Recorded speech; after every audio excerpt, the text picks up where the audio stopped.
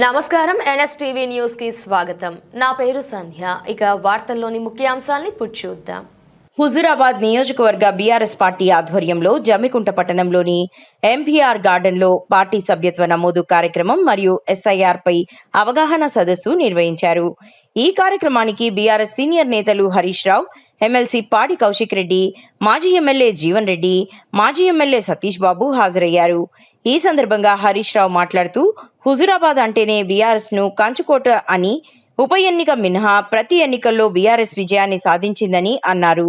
హుజూరాబాద్ పై కేసీఆర్ కు ప్రత్యేకమైన ప్రేమ ఉందని, అందుకే రైతు బంధు, దళిత బంధు వంటి సంక్షేమ పథకాలను ఇక్కడి నుంచే ప్రారంభించారని పేర్కొన్నారు.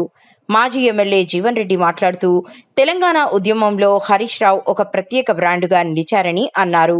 ఉద్యమ నాయకుడు ముఖ్యమంత్రి అయితే రాష్ట్రాన్ని ఏ స్థాయిలో అభివృద్ధి చేయగలడో కేసీఆర్ చేసి చూపించారని కొనియాడారు. ఈ కార్యక్రమంలో హుజూరాబాద్ మాజీ ఎమ్మెల్యే సతీష్ బాబు, ఎర్రళ్ల శ్రీనివాస్, గెల్లు శ్రీనివాస్, రాకేష్, బండా శ్రీనివాస్, మున్సిపల్ చైర్పర్సన్ దిలీప్, కొలిపాక శ్రీనివాస్, కొండలరెడ్డి, పింగిలి రమేష్, గాంధీ శ్రీనివాస్ తో పాటు పలువురు కౌన్సిలర్లు, సర్పంచ్లు, పార్టీ నాయకులు, కార్యకర్తలు పెద్ద సంఖ్యలో పాల్గొన్నారు. తెలంగాణ ప్రాంతానికి రైతాంగం న్యాయం జరుగుతుంది. ఈ ప్రాంతానికి అవసరం జలవనరులే కానీ, విద్యుత్ సౌకర్యమే కానీ, ఉద్యోగ అవకాశాలే కానీ, మన హక్కులను సాధించడం లోపల చెప్పని కేసీఆర్ గారి ఉద్యమాన్ని ఆరంభించడం, మరి వారి యొక్క వారు ముఖ్యమంత్రిగా బాధ్యత చేపట్టడంతోనే ఇలా మొత్తం మన ప్రాంతాన్ని సాగునీటి సౌకర్యాలు కల్పింపజేయడం ప్రధాన బాధ్యతలు భావిస్తుంది. ఎత్తులోనైనా కానీ మనకు అదనంగా భారం అనేది తుమ్ము చేయడం బ్యారేజ్ నిర్మాణం చేస్తే ఒక లిఫ్ట్ వస్తుంది, మెయిన్ లెవెల్ నిర్మాణం చేస్తే ఇంకొక లెవెల్ లిఫ్ట్ అదనంగా వస్తుంది. కానీ వీటి లక్ష్యం ఏది కాలుష్య ప్రాజెక్ట్ అని చెప్పంటుంటే మరి ఎవరో ఏదో మాట్లాడుతూ తెలియదు ఆయన చెప్పంటున్నాను. యావత్ తెలంగాణ ప్రాంతానికి కేవలం పాలమూరు రంగారెడ్డితో ఏదైతుందో కొంత మేరకు మహబూబ్నగర్ రంగారెడ్డి జిల్లా నీటి సౌకర్యం వస్తుంది కావచ్చు, ఖమ్మం జిల్లాకి ఏదైతే సీతారామ ప్రాజెక్టు రాజస్థాన్లోని కొంత మేరకు నీటి సౌకర్యం వస్తుంది కావచ్చు. కానీ మిగిలిన యావత్ తెలంగాణకు సాగునీరు, త్రాగునీరు, పారిశ్రామిక అవసరాలు, హైదరాబాద్ నగరానికి త్రాగునీరు అవసరాలు కల్పించేది కేవలం కాళేశ్వరం ప్రాజెక్ట్ అని చెప్పి మనకు తప్పదని చెప్పంటున్నా. అటువంటి ప్రాజెక్ట్ నిర్మాణానికి పూర్వుల కేసీఆర్ గారికి ఏదైతుందో తోడు వెళ్ళి హరీష్ రావు గారికి ఏదైతుందో దానికి కార్యరూపం కల్పించిన ఘనత ఏదైతుందో చేస్తుందామని తెలియజేస్తూ నేను ఎక్కువ హరీష్ రావు మాట్లాడతారు కాబట్టి మీ అందరికీ కూడా ప్రత్యేకంగా ధన్యవాదాలు తెలియజేస్తూ మీ అందరూ కూడా హరీష్ అన్న మాట్లాడిన తర్వాత అయిపోయిన తర్వాత హరీష్ అన్న నిలుచుంటారు, మీరు అందరూ లైన్ లో వస్తే అందరితో ఫోటో ఇస్తా అని చెప్పి హరీష్ అన్న చెప్పింది. కాబట్టి మీ అందరూ డిసిప్లిన్ గా లైన్ లో వస్తే ప్రతి ఒక్కరికి కూడా ఫోటో ఇస్తామని చెప్పి ఈ సందర్భంగా తెలియజేస్తూ హరీష్ తీసుకొచ్చిన తెలియజేస్తూ మరియు ఇప్పుడు అందరూ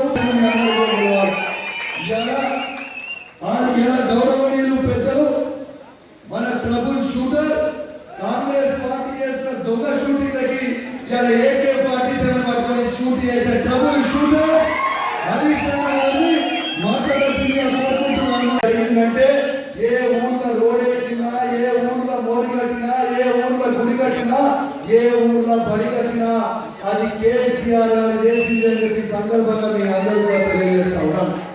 ప్రత్యేకంగా బై ఎలక్షన్స్ లో కేసీఆర్ గారి నాయకత్వంలో మట్టి కూడా పోయింది ఈ కాంగ్రెస్ ప్రభుత్వం అని చెప్పక తప్పదని చెప్పి సందర్భంగా తెలియజేస్తా ఉన్నాను.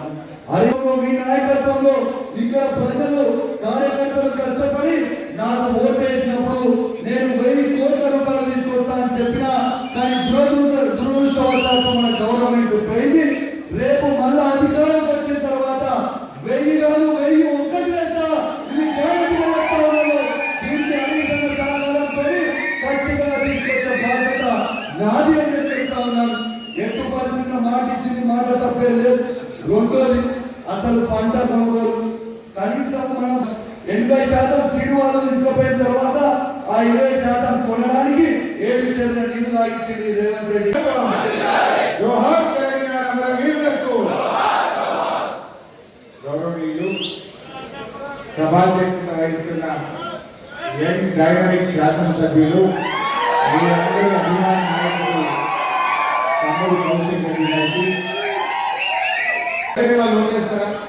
అందుకే నేను ఇంకా రైతు అనే వాళ్ళు కాంగ్రెస్ ఓటేసే పరిస్థితి లేదు. ఏ మాట్లాడిన అబద్ధాలే, పాలనలో కూడా అబద్ధాలే. ఇవాళ అయిపోయిందని పని.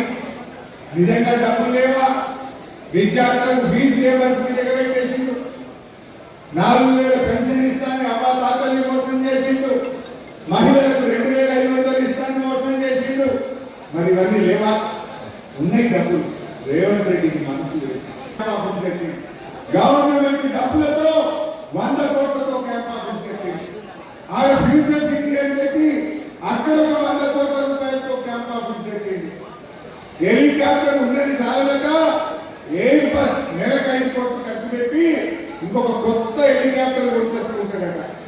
ఫుట్బాల్ షోట్ల కోసం ఆ మెస్సీతో ఆడడానికి 100 కోట్లు ఖర్చు పెట్టి ఫుట్బాల్ షోట్లు గెలుచుకున్నాడు.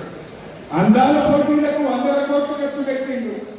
అందాల పోటీలకు ఉంటే అది కేసీఆర్ గారి రైతుల పట్ల ఉన్న నిజాయితీ.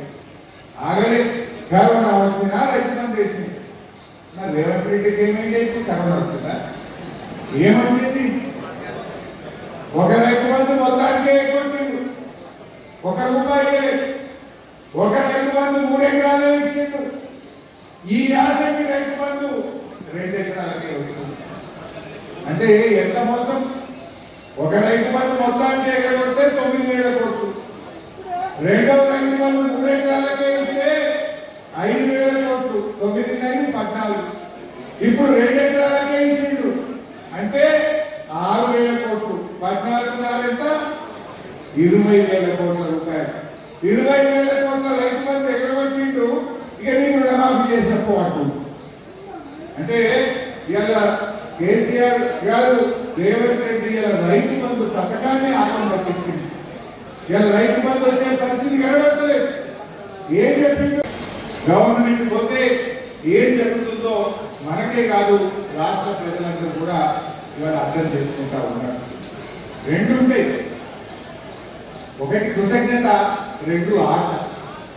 కృతజ్ఞతకు ఆశకు మధ్య పోటీ పెడితే ఏది గెలుస్తుంది? ఆశ గెలుస్తుంది.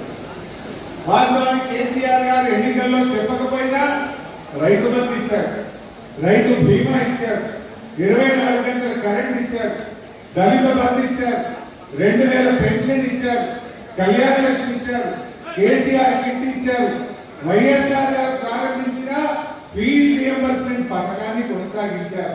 ఇక చెప్తే ఒక 500 పథకాలు చెప్పవచ్చు. కానీ రేవంత్ రెడ్డి ఏం చేసిండు? అరే కేసీఆర్ 2,000 పెన్షన్ ఇచ్చిండు, మేము 4,000 పెన్షన్ ఇస్తాం. కేసీఆర్ గారు 10,000